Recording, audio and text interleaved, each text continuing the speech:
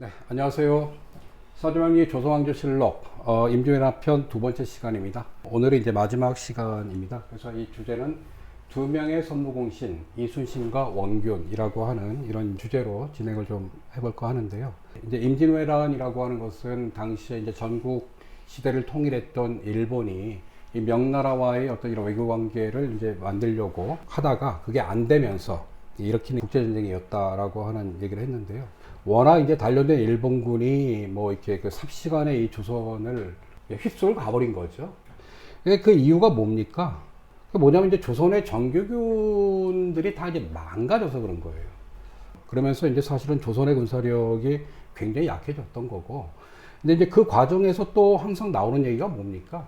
또 이제 동서북랑의 또 얘기가 나오잖아요. 당시에 이제 그 일본을 미리 염탐하러 갔었던 그 서인이었던 황윤기라고 그 남인이었던 이제 그 김성일이 이렇게 그 상반된 보고를 좀 올리면서 조선이 사실은 그 이 외란에 이렇게 좀 대비하는 걸 놓쳤다 뭐 이런 얘기 좀 나오는데 그거를 보면서도 제가 좀 드는 의문이 많아요. 우리가 이제 보통 서인 같은 경우가 좀 온건파였고 이 그 동인이 이제 강경파였는데 정작 일본이 침략하지 않을 것이다 라고 주장했던 세력은 동인이었어요. 그래서 처음에 그 의문이었어요. 왜 그랬을까? 근데 이제 동인 같은 경우는 이제 그 보면 이질적인 정치 세력들이 연합한 정파였다고 얘기했고, 거기 보면 이제 북인과 남인, 즉 퇴계의 제자들과 남명의 제자들로 이 남인과 북인으로 나눠졌다라고 하는데, 당시에 동인의 대표로 갔던 그 김성일이라고 하는 사람은 그 유성룡하고 친했던 남인 사람이었던 거죠. 그거를 이제 알고 나서는 좀 제가 좀 약간 이해를 좀 했습니다. 이 남인의 어떤 성향들과 관련해가지고. 근데 어쨌든 전체적으로 군사적인 대비, 그러니까 이런 것들 제대로 하지 못하면서 조선은 그냥 삽시간에 일본군들이 이제 막 그 물밀듯이 이렇게 갔고, 그래서 결국 선조는 뭘 합니까? 도망을 가죠. 뭐 이렇게 멋지게 뭐 몽진이라고 하는 얘기를 하지만 사실은 도망을 간 거죠. 그러니까 도망을 간 거고, 지배층들의 어떤 무능에 대해서 이제 백성들의 분노는 뭐 하늘을 이렇게 막 그냥 치달았던 거고, 그럼에도 불구하고 조선이 안 망했잖아요. 왜 안 망했습니까? 그때도 이제 의로운 사람들이 이 난국을 이겨내야겠다라고 하는 그런 마음을 가지고 소위 얘기하는 이제 의병의 항쟁들이 막 일어나게 됐던 거고요. 또 이제 그 과정에서 분조를 하게 되죠. 이 분조라고 해서 이제 이 조정을 둘로 나눠가지고 그 이제 선조는 저기 신주까지 도망가고, 근데 이제 남아서 이 광해라고 하는 인물이 이 소위 분조를 이끌면서 의병을 독려하고, 또 그 과정에서 인수신이라든지 권율 같은 이런 훌륭한 장군들이 싸움을 하면서 전세를 뒤집어 엎는 거죠. 결정적으로 이제 명나라가 참전하면서 임진왜란이 뭐 결국은 이제 끝나게 되는. 이제 오늘 좀 다뤄보려고 하는 것은 당시 이제 임진왜란 이런 그 큰 전쟁이 끝나고 나면은 논공행상이라는 걸 하잖아요. 상을 주는 겁니다. 무장들 같은 경우는 선무공신이라고 해가지고 상을 주었습니다. 근데 임진왜란이 끝나고 나서 3명이 됐어요. 아시다시피. 누굽니까? 여기 나와 있는 이순신하고 원균이라고 하는 그 장군, 그리고 또 한 명이 이제 권율이었죠. 오늘은 이 뭐 우리가 역사에서도 많이 이제 라이벌이라고 얘기하는 이순신과 원균이라고 하는 두 사람이 도대체 어떤 사람들이었고, 왜 이 사람들이 두 명이 다 선무공신이 됐는지, 이거를 이제 사주와 함께 풀어보면서 여기에 얽힌 얘기들을 한번 좀 알아보는. 먼저 이제 사주를 좀 먼저 보시죠. 자, 이순신 장군은 1545년 3월 8일. 자, 여기 윤이라고 되어 있는데 이건 윤달에 태어난 겁니다. 음력 같은 경우, 태음력 같은 경우는 약간의 그런 이 시차를 조절하기 위해서 뭐 4년마다 한 번씩 이렇게 윤달이라는 걸 둬요. 그러니까 이제 허수의 달이죠. 공교롭게도 이제 그때 태어났습니다. 이게 좀 사실 사주를 볼 때 좀 헷갈리는 부분입니다. 그래서 을사년, 경진월, 경오일, 병자시, 이렇게 이제 사주가 다 나옵니다. 원균 같은 경우는 1540년 1월 5일 음력으로 태어나가지고 경자, 무인, 무술, 자 이렇게 나옵니다. 이순신 장군이나 원균이나 다 당시 이제 조선의 그 수군들을 이끌면서 이제 그 외적에 대항했던 사람인데, 둘은 확연하게 다른 사람이죠. 근데 여기서 이제 많은 사람들은 이순신은 좋은 사람, 원균은 나쁜 사람, 자 이렇게 우리는 알고 있잖아요. 이순신이 죽어라고 이렇게 막 그 다 일본 놈들 이겨놨더니 무능한 원균이 가가지고 다 그 말아먹고 결국 이제 자기도 뭐 도망갔는지 아니면 죽었는지 뭐 이랬다. 전쟁이 끝나고 나서 선조는 이순신만이 아니라 이 원균도 선무공신으로 임명했어요.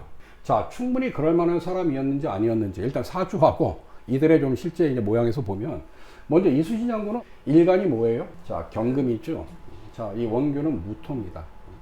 이순신이나 원균이나 둘 다 딱 사주를 보면요, 무인의 기질이 보여요.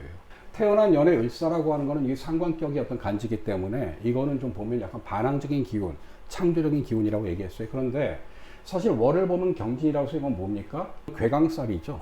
괴강살은 으뜸별의 사주라서 강한 카리스마와 지도력을 갖고 있는 거고요. 경이라고 하는 글자 자체가 두 개가 겹쳐서 나오죠. 자존심이 굉장히 강한 사람이었을 것이다. 그리고 이 경이라고 하는 글자는 뭐냐면 비유하면 큰 칼입니다. 그리고 또 하나 저 경이라고 하는 글자는요, 우리가 원래 비유하면 이게 원석을 얘기하는 거예요. 다듬어지지 않은 굉장히 거친 원석을 얘기하는 겁니다. 그래서 이순신 장군은요, 원래 굉장히 거친 사람입니다. 그래서 실제로 유성룡이 기록한 이순신의 어린 시절 맨날 그 전쟁놀이 하면서 이렇게 했는데 자기가 앙심을 품은 애 있잖아요. 걔는 끝까지 쫓아가서 엄청나게 팼대요. 그런 과격함을 갖고 있고 자존심 역시, 에고 역시 굉장히 강했을 것이다. 그런데 이순신은 어떤 장군입니까? 용장이고 맹장일 뿐만이 아니라 덕장이었어요. 그 말은 그렇게 거친 사람이 아니었다라고 하는 거예요. 자, 왜 그럴까? 자, 바로 일주가 경오. 자, 이 경금 밑에 뭐가 있냐? 오화가 있기 때문입니다. 자, 그럼 이게 뭘 뜻하냐? 자, 밑에 오화는 불이죠. 그러니까 이 관계는 뭐예요? 화극금에서 자기를 극하는 거란 말이에요. 근데 이게 뭐냐면 음화예요, 이게. 그래서 이게 뭐냐면 정관이라고 하는 기호가 됩니다. 이 보통 경이라고 하는 글자는 굉장히 거친 글자라고 얘기했어요. 그런데 밑에 여기 진도 있지만 오가 있는데 일주가 경오예요. 자, 이거는요, 굉장히 점잖은 그런 지도력을 얘기합니다. 현대의 정치인 중에서 제가 좋아하는 사람 중에 이 경오일주의 정치인이 있어요. 안타깝게 몇 년 전에 돌아가신 노회찬 씨가 바로 일주가 이 경오입니다. 이 사주를 놓고 보면 굉장히 비슷한 게 있는데 이게 왜 그러냐라고 하면, 자, 경금은 뭐라고 그랬어요? 이게 다듬어지지 않은 원석이라고 그랬죠. 자, 그럼 그 원석은 원석 그 자체로 쓸모가 있습니까? 없습니까? 없지요. 그러니까 그걸 갖다 우리가 쓸모 있는 칼이라든지 쇠라든지 아니 보석 같은 걸 만들려면 불이 필요한 거예요. 불로 이걸 재련을 해야 되는 거예요. 그런데 그 자기 사주 안에 이 불을, 그것도 다름 아니 바로 자기 밑자리에 깔고 있으니까 이게 뭐냐면 점잖은 지도력으로 이렇게 표현되는 거예요. 그래, 덕장의 모양으로 표현되는 거예요. 하지만 얘기했던 대로 이 월에 이제 이 경기라고 하는 이 괴강살로 인해서 강한 어떤 카리스마와 지도력을 또 보이게 되는 거죠. 반면에 우리 이제 원균 같은 게 어떠냐? 사실 원균이 뭐 저는 좋은 사람이냐 나쁘시냐 좀 이런 식으로 좀 나누는 거에 대해서는 저는 별로 동의하는 사람이 아니에요. 어쨌든 제가 봐도 원균은 임진왜란 당시에는 굉장히 저는 무능한 지도자였다고 생각해요. 근데 이분도 재미난 건 뭡니까? 일간이 무토죠. 또 무지요. 참 재밌어요. 그러니까 이순신도 이 라이벌이었던 이순신도 경경에서 자기 에고가 굉장히 강한, 즉 천간에 자기하고 똑같은 어떤 이런 그 글자가 두 개가 딱 떠 있듯이 원균도 자기 일간이 바로 월에 또 떠 있는 이런 모양이 돼요. 임진왜란 당시에 또 다른 나라의 장수 중에서도 이 비슷한 사람이 있어요. 그게 누구냐면 일본의 아마 이군 사령관을 했던 가토라고 하는, 가등청정이라고 하는 애가 정축인가 그럴 텐데 정정 이렇게 나와 있어요. 자, 근데 어쨌든 이것도 뭐냐면 자기 에고가 강한 거예요. 그런데 이 원균은 뭡니까? 이 지금 일주가 보면 무술이라고 해가지고 위와 아래가 같은 간여지동의 사주죠. 이 사람은 자기 에고만 강한 게 아니라 자기 고집도 굉장히 강한 사람인 거예요. 게다가 이 옆에 있는 이 인이라고 하는 글자, 이건 뭐냐면은 이게 밑에 있는 그 12개의 어떤 지지는요, 다 동물에 표현되거든요. 자는 쥐고요. 이는 뭐예요? 이건 호랑이에요. 그럼 술은 뭐예요? 이건 개가 되는 거예요. 12개의 동물 중에서 제일 무서운 동물들. 그게 뭐예요? 이빨을 갖고 있고, 발톱을 가지고 있고, 사납고, 공격적이고. 그 동물들이 뭐냐면 호랑이, 뱀, 그 다음에 개, 그 다음에 이제 그 이 이빨하고 발톱은 아니지만 이 머리로 지배하는 원숭이. 이 4개의 동물을 소위 이제 그 좀 무서운 동물들.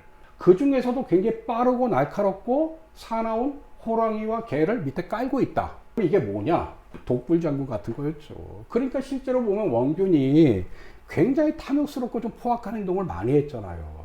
용맹한 장군이었을 것 같다 라는 느낌은 좀 들어요.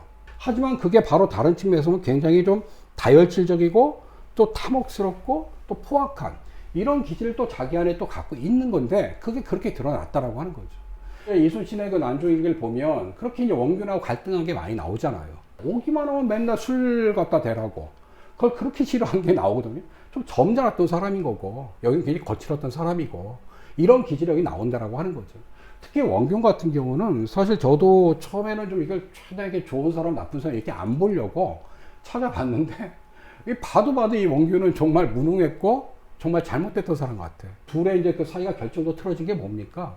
원균이 그 어떤 자기 공적을 부풀렸는데 이순신이 고발한 거 아니에요.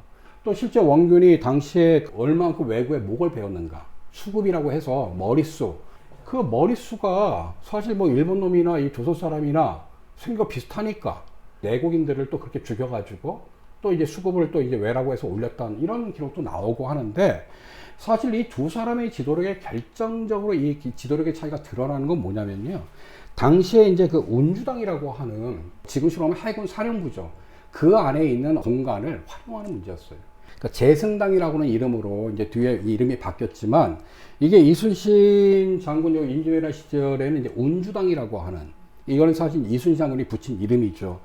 바로 거기서 이제 그 이순신과 원균의 이런 지도력이 이제 드러나게 되는데 이순신 같은 경우는 그 공간을 어떻게 했냐면은 이 지휘고하를 막론하고 이렇게 어떤 부대의 어떤 이런 그 휘하에 어떤 군인들이 자유롭게 들락거리면서 휴식도 취하고 또 그 안에서 서로 전술도 논의하고 의견을 주고받는 일종의 소통의 공간으로 그 운주당을 활용한 반면 딱 이제 이순신이 잡혀간 다음에 거의 절대 부하들 하급장교들 못 들어오게 하고 하급장 아예 뭐 부하들 못 들어오게 하고 자기가 자기 애접하고 좀 술 마시는 개인적인 공간으로 만들었다는 거 아니에요. 그런 데에서도 이 두 사람의 어떤 지도력이 이제 드러나게 되는 거죠. 근데 그게 바로 기질에서 드러나는 거고 사실 이거는 꼭 좋은 사람 나쁜 사람 비교해서가 아니라 지금도 보면 소위 이제 지도력이라고 하는 면에서는 그러니까 뭔가 좀 이렇게 소통하는 리더십이라고 해가지고 같이 일하는 사람들과 의견을 자유롭게 주고받으면서 무엇인가 이걸 도모하는 사람이 있는 반면 그냥 자기가 일방적으로 끌고 가는 이런 게 뭐 정치든 영리조직이든 다 있는 거잖아요. 자, 그런데 누가 봐도 사실 원균은 당시에 이 선무공신이라고 하는 이런 이제 상을 받을 만한 좀 자격이 없다. 그거는 사실 그때 당시에도 이 농공해상을 하는 과정에서 많이 나왔습니다. 근데 이 원균이라고 하는 사람을 이 선무공신으로 임명한 사람이 누굽니까? 왕이 이제 권한을 갖고 있으니까 왕이죠. 선조 같은 경우가 뭐 지금 이제 여러 가지 면에서 이렇게 평가를 많이 한단 말이에요. 지난 시간에도 살펴봤지만 굉장히 머리가 좋았던 사람 같아요. 그리고 굉장히 정치적인 사람이었던 것 같아요. 사실 이 붕당 정치라고 하는 것도 어떻게 보면 선조가 조장한 거거든요. 그러니까 굉장히 정치를 잘한 거예요.